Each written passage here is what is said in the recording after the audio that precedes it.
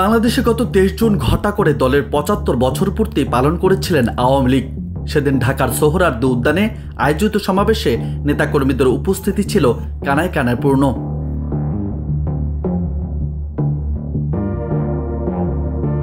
অথচ মাত্র 2 মাসের ব্যবধানে পরিস্থিতি এখন পুরোপুরি পাল্টে গেছে। গত 5 আগস্ট গণ আন্দোলনের মুখে পদত্যাগ করে ভারতে পালিয়ে যান আওয়ামী লীগ সভাপতি শেখ হাসিনা। শীর্ষ নেতারাও অনেকেই দেশ ছেড়েছেন বলে ধারণা করা হচ্ছে। কেউ কেউ দেশ ছাড়ার চেষ্টাকালে গ্রেপ্তার হয়েছেন।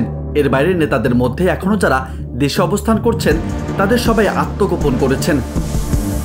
এমন অবস্থায় গত 1.5 দশকেরও বেশি সময় ক্ষমতা থাকা আওয়ামী লীগের চরম নেতৃত্ব শূন্যতা দেখা দিয়েছে। এতে সাংগঠনিকভাবে দলটি রীতিমতো বিপর্যস্ত হয়ে পড়েছে বলে জানিয়েছেন তৃণমূলের নেতাকর্মীরা। তাদের অনেকে এখন উদ্বেগ ও আতঙ্কে দিন কাটাচ্ছে। কথা বলার সময়ও তাদের পরিচয় দিচ্ছেন না বলে জানিয়েছেন অনেক নেতাকর্মী। সম্প্রতি বিবিসি বাংলাকে আওয়ামী লীগের জেলা পর্যায়ে বেশ কয়েকজন নেতাকর্মী বক্তব্য দিয়েছেন।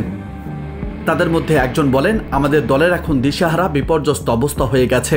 1 মাস হয়ে গেল, অথচ কেন্দ্র থেকে কার্যকর কোনো নির্দেশনা দেওয়া হলো না।